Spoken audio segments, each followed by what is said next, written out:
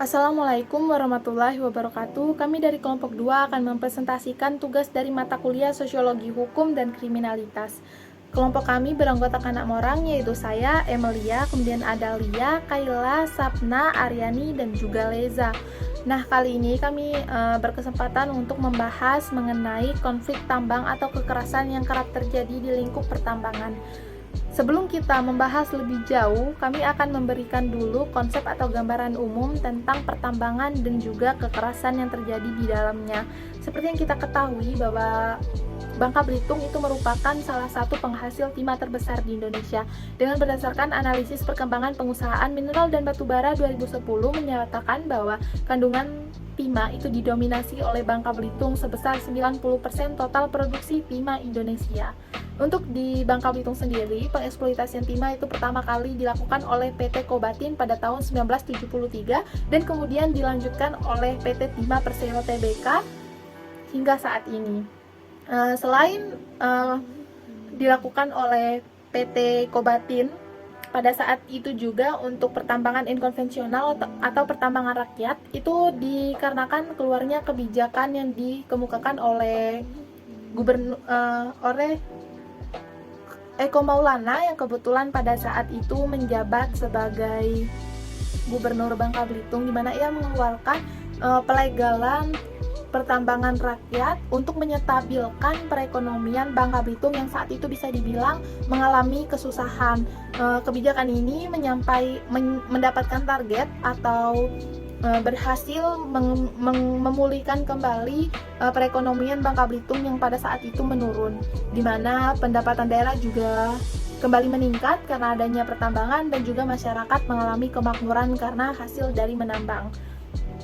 Nah, seperti yang kita ketahui ketika kita berbicara mengenai persediaan timah yang ada di Bangka Belitung, itu memberikan dua sisi yang sangat bertolak belakang. Ketika kita berbicara dari sisi masyarakat, tentunya akan memberikan dampak yang sangat positif, yaitu kemakmuran atau kesejahteraan bagi rakyat dari hasil menambang yang memang bisa dibilang cukup menjanjikan. Tapi ketika kita berbicara dari sisi alam, tentu saja alam hanya mendapatkan sisi negatif dari pertambangan, karena seperti yang kita ketahui bahwa reklamasi pasca tambang itu sangat sulit dilakukan dan memakan kurun waktu yang sangat lama, sehingga banyak bekas galian tambang itu dibiarkan begitu saja, terutama hasil atau bekas pertambangan yang dilakukan oleh masyarakat sipir gitu. Nah, ketika kita berbicara tentang tambang juga itu tidak bisa dipisahkan oleh konflik dan juga kekerasan yang akan terjadi di dalamnya, karena berdasarkan pernyataan dari Koordinator Jaringan Tambang atau JATAM, Johan Syah, ia menyatakan bahwa di mana ada pertambangan, di situ ada penderitaan warga, di mana ada tambang, di situ ada kerusakan lingkungan. Ketiganya tidak dapat dipisahkan. Karena seperti yang kita ketahui di Bangka Belitung juga itu sangat sering terjadi kekerasan atau konflik di lingkup pertambangan, baik itu antara sesama penambang, antara penambang dan juga warga, antara penambang dan juga aparatur sipir dan aparatur negara. Konflik tadi juga tidak jarang memakan korban jiwa dan juga tidak jarang mereka menyebabkan kerusakan finansial yang sangat besar.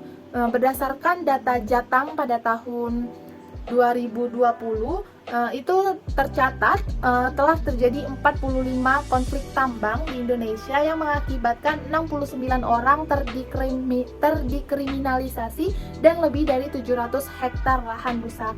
Nah, demikian untuk pemaparan awalnya. Kemudian untuk materi selanjutnya akan disampaikan teman saya. Apa penyebab terjadinya konflik pertambangan? Konflik di dalam pertambangan tidak hanya terjadi begitu saja, namun ada penyebabnya. Ada dua faktor yang menyebabkan terjadinya konflik pertambangan, yaitu faktor struktural dan faktor kontekstual. Faktor struktural terdiri atas kebijakan pemerintah yang liberal dan ekstratifis. Kebijakan yang liberal menyebabkan konflik antar koperasi dan masyarakat. Hal itu disebabkan karena kegiatan pertambangan yang dilakukan oleh koperasi terlampau bebas, sementara peran pemerintah tidak terlalu mendominasi. Di sisi lain, konflik pertambangan terjadi karena pemerintah lebih fokus pada pendapatan finansial, sehingga membuat kepentingan masyarakat menjadi terabaikan. Faktor kontekstual lebih disebabkan oleh faktor pertanahan atau persoalan lahan. Faktor lingkungan hidup dalam hal ini ialah pencemaran, faktor kemiskinan atau kesenjangan sosial.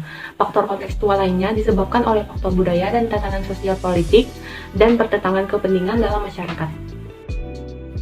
konflik pertambangan. Dampak konflik tambang sangat besar dirasakan oleh masyarakat yang berada di lingkungan yang sedang berkonflik. Pada umumnya, ada 3 dampak konflik tambang. Yang pertama yaitu ada kerugian finansial, tentu selalu menjadi dampak pertama yang dirasakan oleh masyarakat. Karena konflik yang meledak membuat kekacauan yang tidak terkontrol sehingga menyebabkan begitu banyaknya kerusakan. Kemudian yang kedua ada secara psikologis, dengan adanya konflik tambang tentu akan mengganggu psikis masyarakat yang terpapar konflik. Karena seperti yang kita ketahui, biasanya konflik tambang sangat panas dan brutal. Mereka sulit untuk didamaikan ketika sedang berlangsungnya konflik, sehingga tidak jarang memakan banyak korban jiwa yang berdampak akhirnya kepada masyarakat, sehingga masyarakat takut akan menambang untuk beberapa waktu selanjutnya. Kemudian yang ketiga ada kehilangannya pemasukan ekonomi atau biasa sering disebut dengan krisis ekonomi. Karena biasanya setelah terjadi konflik tambang, kegiatan tambang akan terhenti sejenak, sehingga masyarakat yang bergantung hidup dari kegiatan menambang ini tidak memiliki pemasukan.